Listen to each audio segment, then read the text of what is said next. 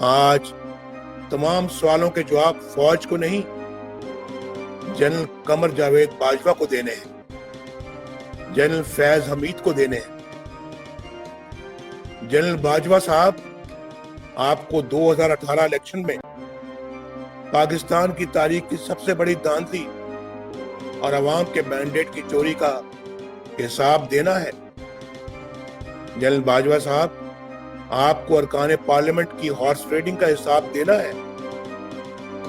اور جنرل باجوہ صاحب، آپ کو آئین اور قانون کی دھجیاں بکھیرتے ہوئے عمران نیازی کو عوامی مینڈیٹ کے خلاف وزیر اعظم بنانے کا حساب دینا ہے۔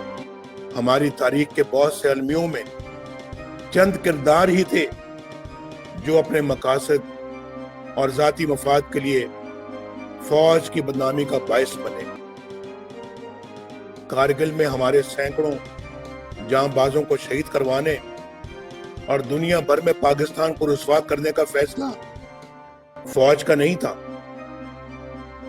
چند مفاد پرست جرنیلوں کا تھا۔ نواز شریف کو نمونہ عبرت بناتے بناتے انہوں نے پاکستان آپ سب کو نمونہ عبرت بنا دیا۔ اس مقصد کے لیے انہوں نے انتخابات سے پہلے زبردستی لوگوں کو پی ٹی آئی میں شامل کروایا، پھر انہیں جتوانے کے لیے الیکشن کے دن شرمناک ڈرامہ رچایا، پولنگ سٹیشنوں پر قبضہ جمایا، پولنگ ایجنٹوں کو نکال باہر کیا، آر ٹی ایس بند کروایا، رات کی تاریکی میں اپنی پسند کے نتیجے بنا کر 4 دن تک مرضی کے ترقی کرتا ہوا پاکستان، آگے بڑھتا ہوا پاکستان برباد کر کے رکھ دیا گیا ہے۔ کیوں پاکستانی روپیہ آج نیپالی اور افغانی کرنسی سے بھی نیچے آ گیا ہے؟ کیوں 5.8% کی شرح سے ترقی کرتا ہوا ملک 0 سے بھی نیچے آ گیا ہے؟ کیوں کارخانے لگنا بند ہو گئے؟ کیوں سڑکیں، شاہراہیں اور موٹر ویز بننا بند ہو گئی؟ کچھ قتل ہو گئے، کچھ ہمیشہ کے لیے لاپتہ کر دیے گئے، ان کی قبروں تک کا کوئی نام و نشان نہیں ہے۔ گمشدہ افراد کا مسئلہ آج بھی ہے، ہمارے ہم وطن آج بھی اٹھائے جا رہے ہیں، کچھ پتہ نہیں انہیں آسمان کھا گیا یا زمین نکل گئی۔ میں جب بھی گمشدہ افراد کی دکھی ماؤں، روتی ہوئی بہنوں، بیٹیوں اور پریشان حال بچوں کو دیکھتا ہوں تو بے حد تکلیف ہوتی ہے۔ پی ڈی ایم اسی غیر آئینی حکمرانی کے خلاف اٹھی ہے، ریاست کے اوپر ریاست کی اس بیماری کے خلاف اٹھی ہے جس نے پاکستان کو اندر اور باہر سے کھوکھلا کر کے رکھ دیا ہے۔ یہ تحریک کسی ادارے کے خلاف نہیں، بلکہ پاک فوج کے مقدس ادارے کی طاقت کو اپنے مفادات کے لیے استعمال کرنے والے کرداروں کے خلاف ہے۔ بسم اللہ الرحمن الرحیم۔ بلوچستان کے غیور بھائیوں، کوئٹہ کے بہادر شہریوں، میرے جوانوں، میرے بزرگوں، میری بہنوں اور بھائیوں، آپ کو نواز شریف کا سلام۔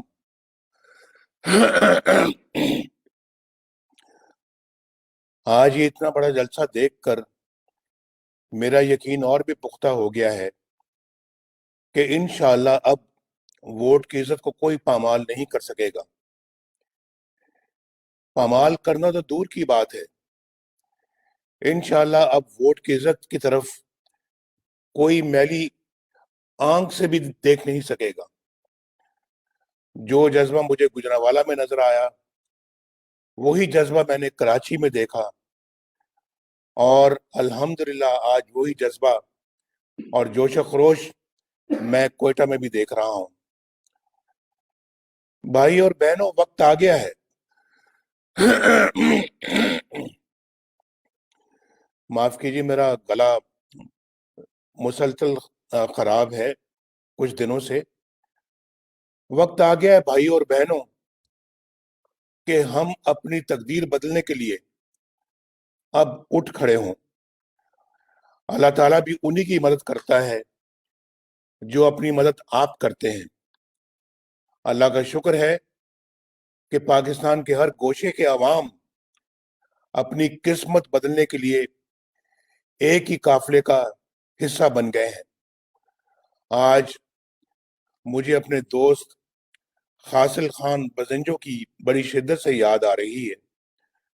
वो अपने वालिद मरहूम की तरह जमहूरियत के सच्चे और खरे अलमबरदार थे। उनकी मौत मेरा जाती नुकसान तो है ही, लेकिन ये मुल्क व कौम का भी बड़ा नुकसान है।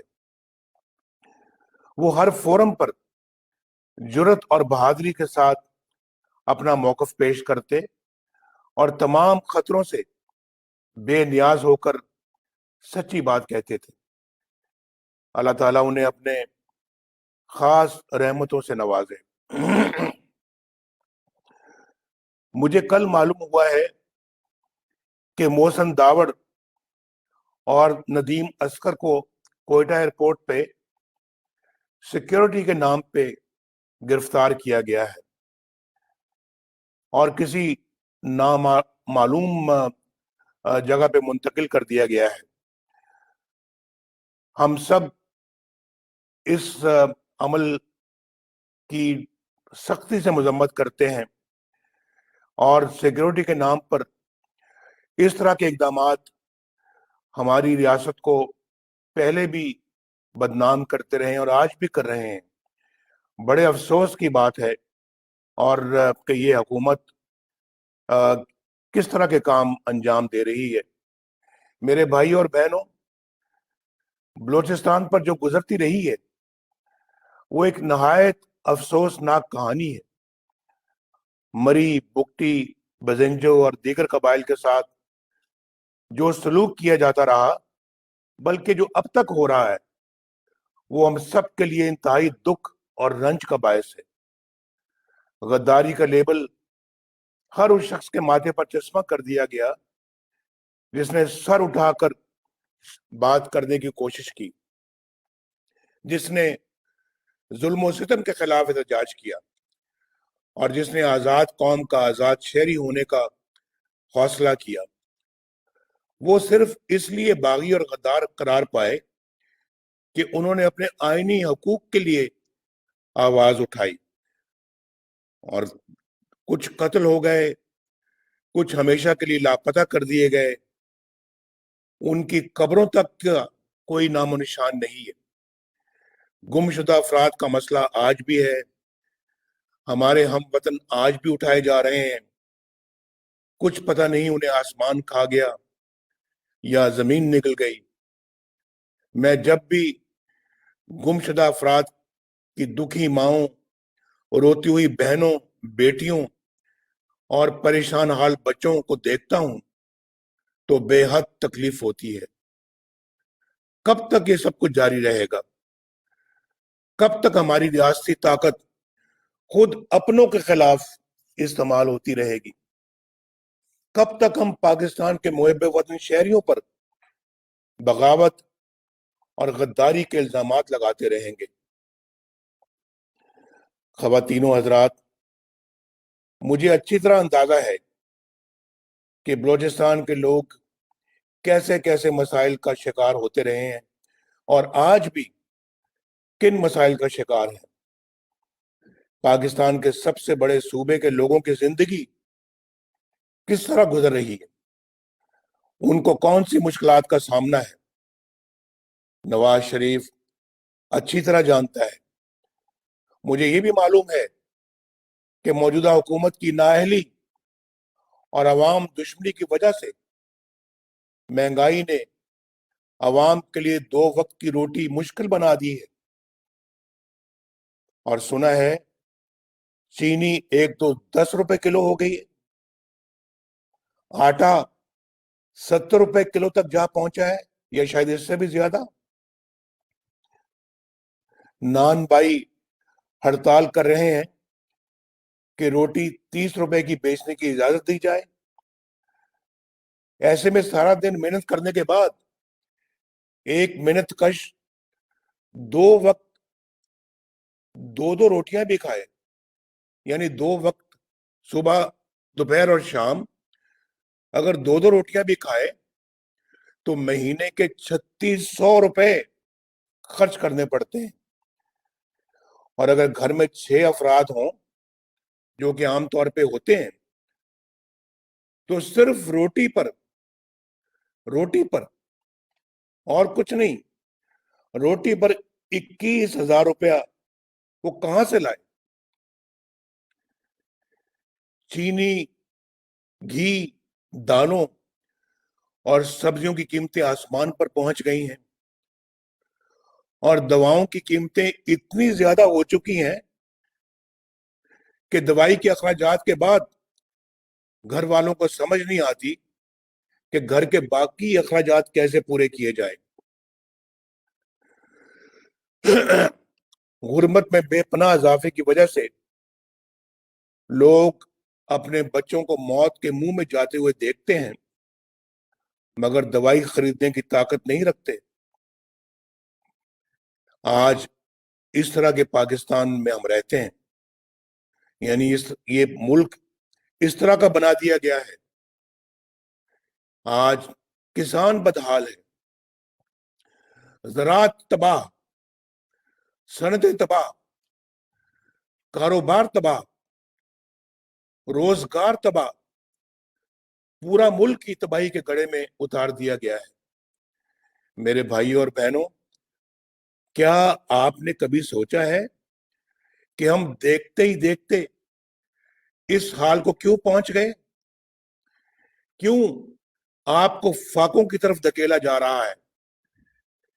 کیوں 54 روپے میں بکنے والی چینی 110 روپے کی ہو گئی؟ کیوں آٹا 35 روپے سے 70 روپے کلو تک پہنچ گیا ہے؟ اور کیوں مہنگائی بے قابو ہو گئی اور اچھے خاصے کھاتے پیتے گھرانے والے لوگ آج مالی مشکلات کا شکار ہو گئے؟ کیوں ترقی کرتا ہوا پاکستان، آگے بڑھتا ہوا پاکستان برباد کر کے رکھ دیا گیا ہے؟ کیوں پاکستانی روپیہ آج نیپالی اور افغانی کرنسی سے بھی نیچے آ گیا ہے؟ کیوں 5.8% کی شرح سے ترقی کرتا ہوا ملک 0 سے بھی نیچے آ گیا ہے؟ کیوں کارخانے لگنا بند ہو گئے ہیں؟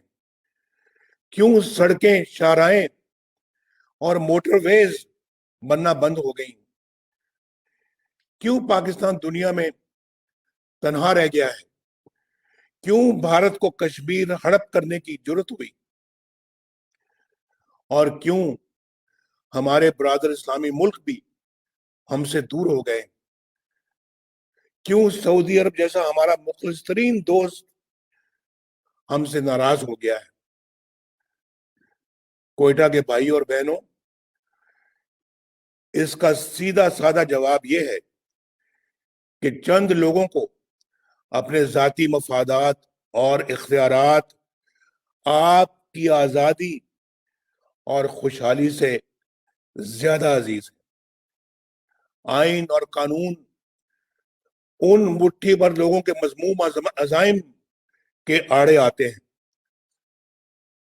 نواز شریف ان لوگوں کو اچھا نہیں لگتا کیونکہ وہ آپ کا منتخب نمائندہ ہے اور آپ کے ووٹ پر کسی اور کا اختیار تسلیم نہیں کرتا. وہ آئین شکنی برداشت نہیں کرتا، وہ ڈکٹیشن نہیں لیتا. تو فیصلہ ہوا کہ نواز شریف کو نکالو اور لا حاصل تحقیقات اور مقدمات پر قومی خزانے کے اربوں روپے ڈبو کر بھی نواز شریف پر ایک دھیلے کی کرپشن نہ ملی. تو کہا کہ اس کے بیٹے سے تنخواہ نہ لینے کے جرم میں نواز شریف کو نکال دو، اس کو عمر بھر کے لیے نااہل کر دو، اس کو مسلم لیگ نون کی صدارت سے بھی نکال دو، اس کے بھائی شہباز شریف، اس کی بیٹی مریم، حمزہ شہباز شریف اور اس کے سارے خاندان اور ساتھیوں کو، مسلم لیگ نون کے ساتھیوں کو جیل میں ڈال دو۔ نواز شریف کو نمونہ عبرت بناتے بناتے انہوں نے پاکستان آپ سب کو نمونہ عبرت بنا دیا۔ اس مقصد کے لیے انہوں نے انتخابات سے پہلے زبردستی لوگوں کو پی ٹی آئی میں شامل کروایا، پھر انہیں جتوانے کے لیے الیکشن کے دن شرمناک ڈرامہ رچایا، پولنگ سٹیشنوں پر قبضہ جمایا، پولنگ ایجنٹوں کو نکال باہر کیا، آر ٹی ایس بند کروایا، رات کی تاریکی میں اپنی پسند کے نتیجے بنا کر 4 دن تک مرضی کے نتائج جاری کرتے رہے، اور تاریخ کی سب سے بدترین دھاندلی کر کے انہوں نے ایک نااہل اور نالائق ترین شخص کو وزیر اعظم کی کرسی پر بٹھا دیا تاکہ وہ ان سے جرائم پر کوئی سوال نہ اٹھائے، بلکہ ان کے اشاروں پر کرتب دکھاتا رہے۔ یہاں سے ملک کی تباہی اور بربادی کا وہ سلسلہ شروع ہوا جو کہ بڑھتا ہی چلا جا رہا ہے۔ ان چند لوگوں کے ذاتی مفادات کی قیمت آپ کو اور آپ کے بچوں کو ان حالات، اس بھوک اور افلاس سے چکانی پڑ رہی ہے۔ میرے بھائی اور بہنوں، آپ عزت والے لوگ ہیں، غیرت والے لوگ ہیں۔ بلوچ اور پختون اپنی شاندار روایات رکھتا ہے، لیکن آپ نے دیکھا کہ کراچی کے عظیم الشان جلسے سے گھبرا کر ان لوگوں نے منہ اندھیرے کراچی کے ایک ہوٹل کے اس کمرے کا دروازہ توڑا اور اندر داخل ہو گئے جس میں مریم نواز شریف اور کیپٹن صفدر ٹھہرے ہوئے تھے۔ کیا اب یہ لوگ اس پستی میں گر گئے ہیں کہ نہ کوئی اخلاق باقی رہا اور نہ کوئی تہذیب اور نہ روایات اور نہ قدریں؟ یہ کوئی معمولی واقعہ نہیں ہے۔ مجھے حیرت ہے ان لوگوں پر جو اعلیٰ اخلاقی اقدار کی باتیں کرتے ہیں، ماؤں بہنوں اور بیٹیوں کی عزت کی بات کرتے ہیں، لیکن اب بھی اس حکومت کا حصہ ہے جس نے یہ سیاہ ترین واردات کی ہے۔ کراچی کے اس واقعے نے میری بات کو عملی طور پر ثابت کر دیا ہے کہ یہاں ریاست کے اوپر ایک اور ریاست مسلط ہو چکی ہے۔ اس غیر آئینی، غیر قانونی جبر کی ریاست کی اندھی طاقت نے ریاست کو اپنے شکنجے میں جکڑ رکھا ہے۔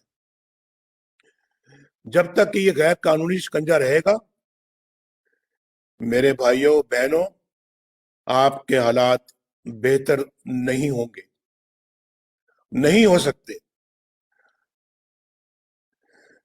سندھ وفاق کی ایک اہم اکائی ہے، ایک خود مختار صوبہ ہے، وہاں ایک منتخب حکومت ہے، ایک منتخب وزیر اعلیٰ ہے، وہاں ایک آئینی اتھارٹی ہے، لیکن اس کارروائی کی خبر کسی کو نہیں کہ رات کو کس نے آئی جی پولیس کو اغوا کیا، کس نے ایڈیشنل آئی جی کو اغوا کیا، پولیس کے سربراہ اور اعلیٰ افسروں کو اٹھا کر لے جانے کی اتھارٹی کس کے پاس تھی؟ سیکٹر کمانڈر کون ہے؟ وہ کس کی طاقت سے FIR کٹواتا ہے؟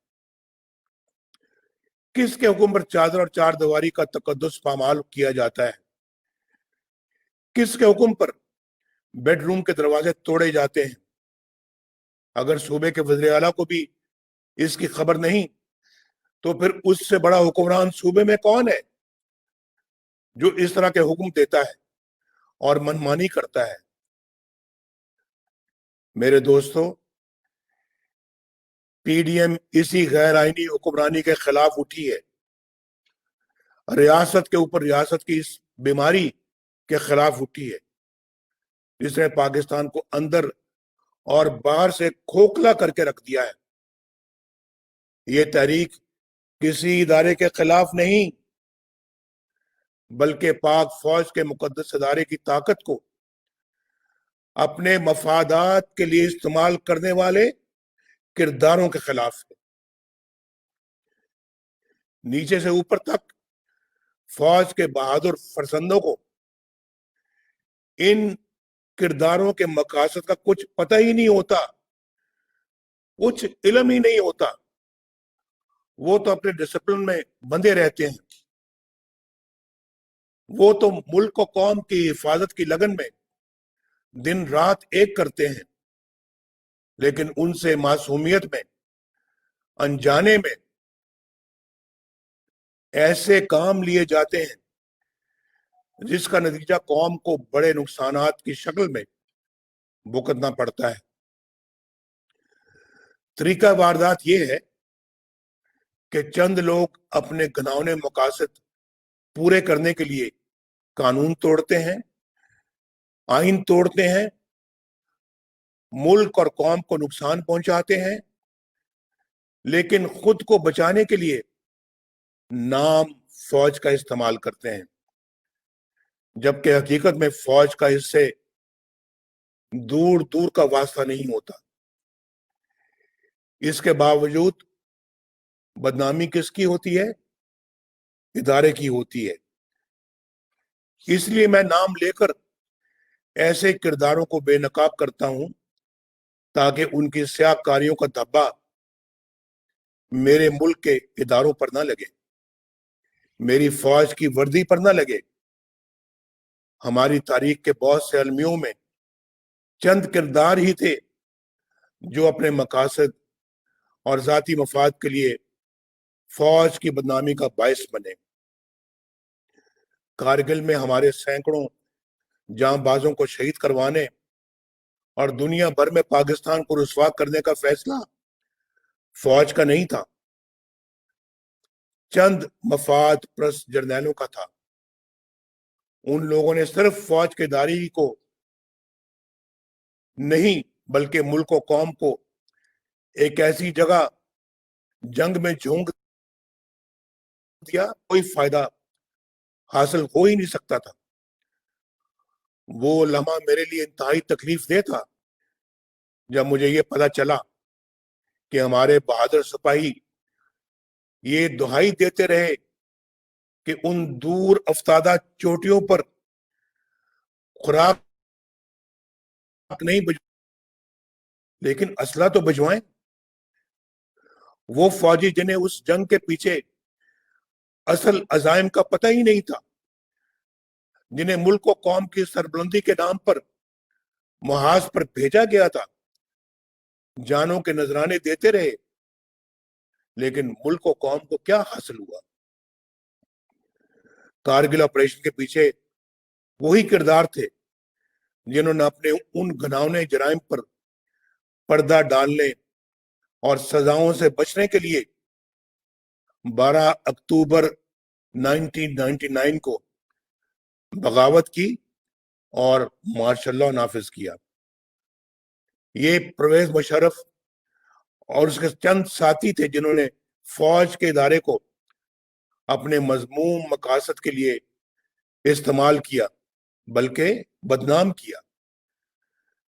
ہاں، میں ان لوگوں کو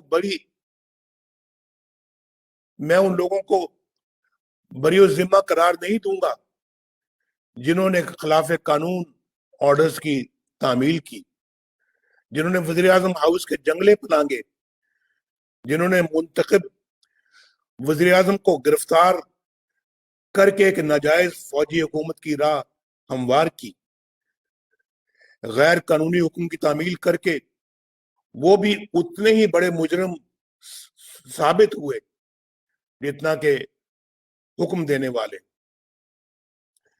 میرے بھائیوں اور بہنوں، انہی لوگوں نے محب وطن اکبر بگٹی کو شہید کیا، انہی لوگوں کو محترمہ بینظیر بھٹو نے اپنی شہادت سے قبل لکھے گئے خط میں اپنی موت کا ذمہ دار ٹھہرایا۔ انہی لوگوں نے بلوچستان اور سندھ میں ہمارے فضائی اڈے غیروں کے ہاتھوں میں گروی رکھے، آپ جانتے ہیں، جہاں سے ڈرون اڑتے تھے۔ انہی لوگوں نے 12 مئی کراچی اور لال مسجد اسلام آباد جیسے قتل عام کروائے۔ ہمارے غیرت مند بلوچ بھائیوں اور بہنوں کی محرومیوں کے ذمہ دار بھی یہی لوگ ہیں۔ ان واقعات سے جہاں آپ نے دکھ اور پریشانیاں اٹھائیں، وہاں مٹھی بھر لوگوں نے بے شمار فائدے اٹھائے۔ پرویز مشرف کے ذاتی اکاؤنٹوں میں اربوں روپیہ کیش پڑا ہوا ہے، اس کے ثبوت بھی موجود ہیں، لیکن نیب یا عمران خان کسی میں جرت نہیں کہ کوئی کارروائی عمل میں لائی جا سکے۔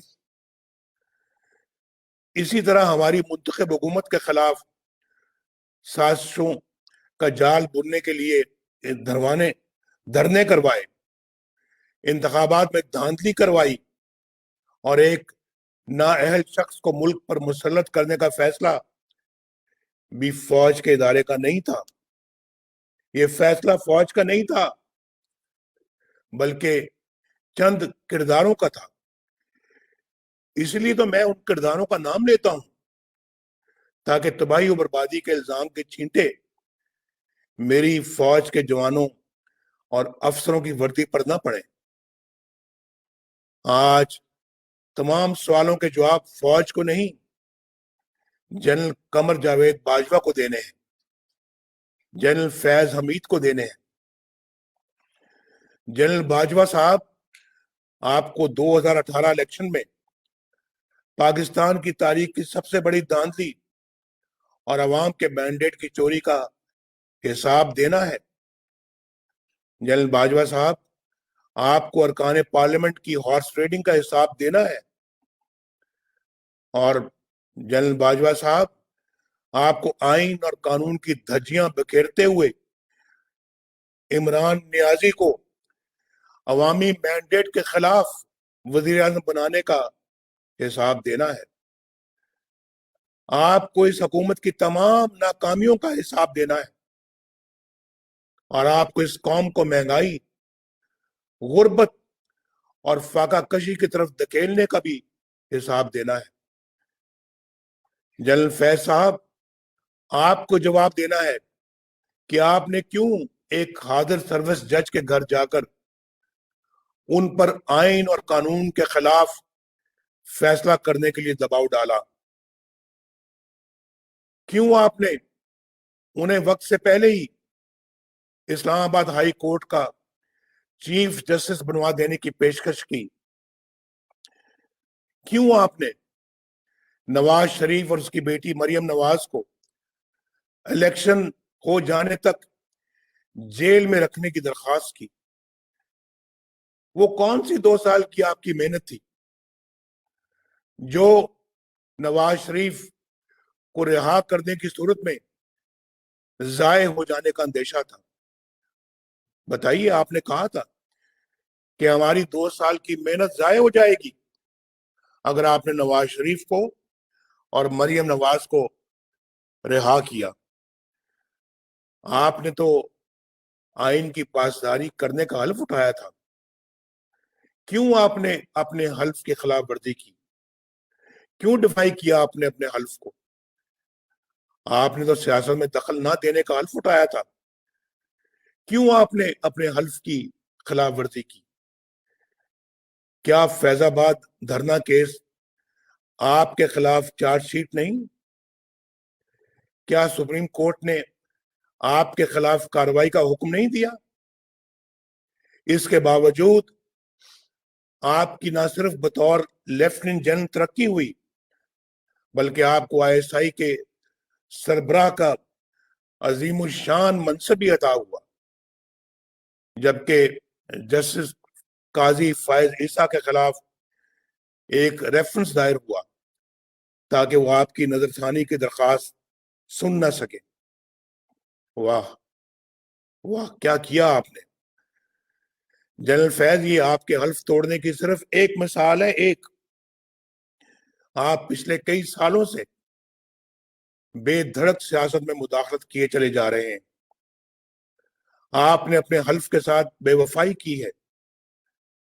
اگر یہی وقت آپ نے پیشہ ورانہ دفاعی امور پر صرف کیا ہوتا تو ہمارے کشمیری بہن بھائی کبھی ان مصائب سے دوچار نہ ہوتے جن سے وہ آج دوچار ہیں۔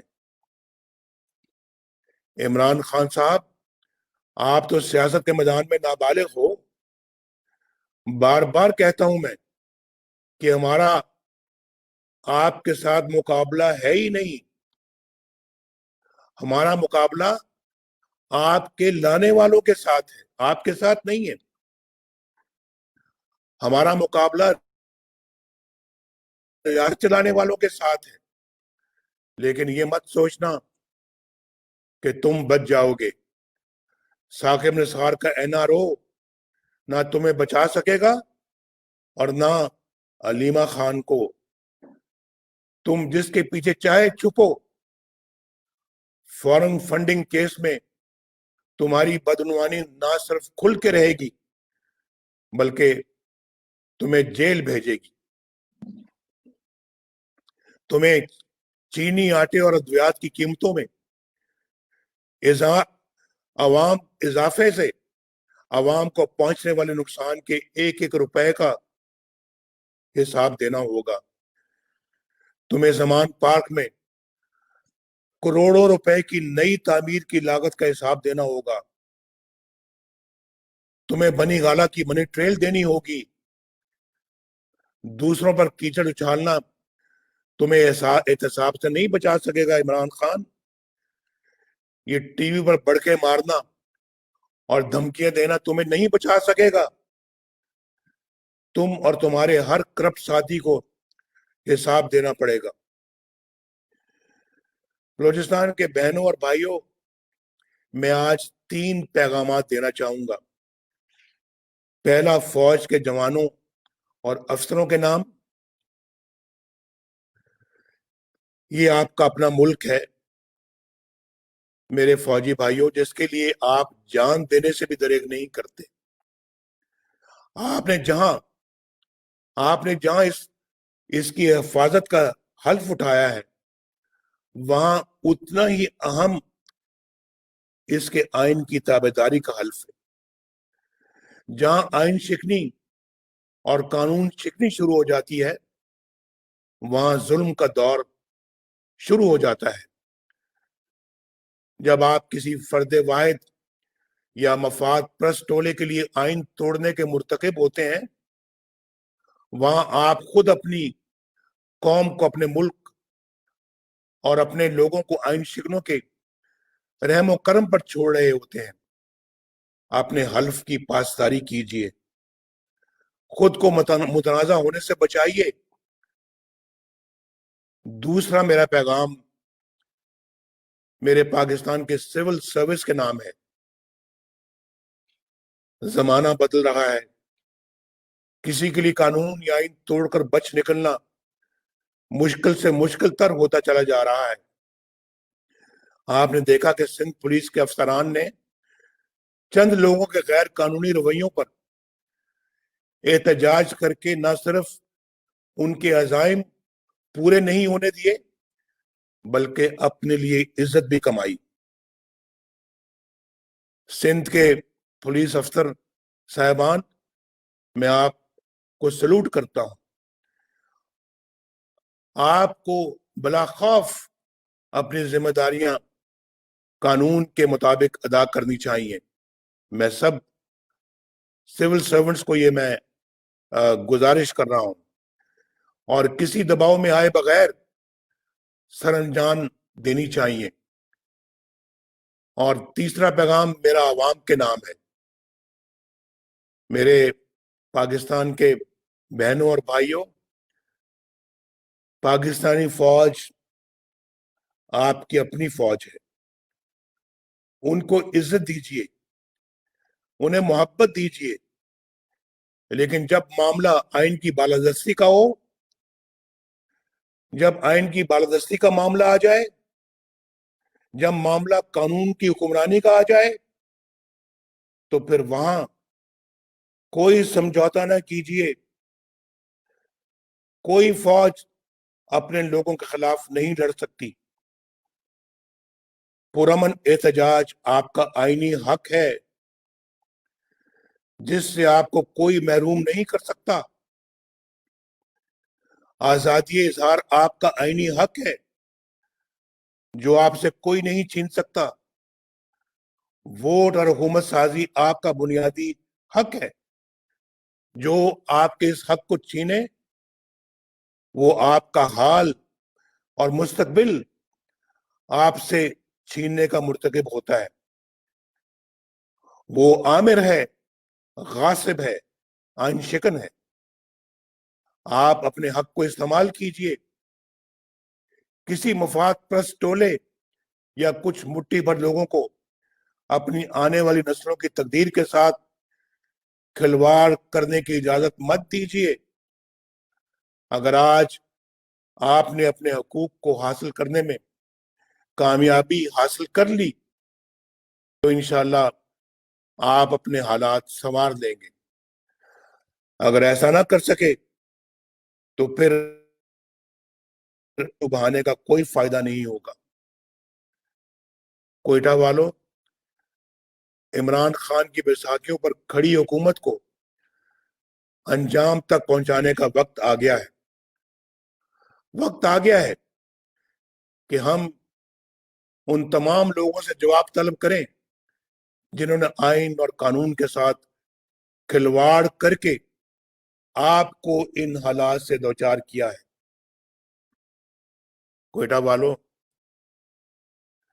سوچ کر بتاؤ، کیونکہ پورا ملک آپ کی آواز سن رہا ہے۔ کیا تم اس جدوجہد میں نواز شریف کا ساتھ دو گے؟ کیا تم اس جدوجہد میں پی ڈی ایم کا ساتھ دو گے؟ کیا اس جدوجہد میں ہم سب کا ساتھ دو گے؟ پاکستان زندہ باد۔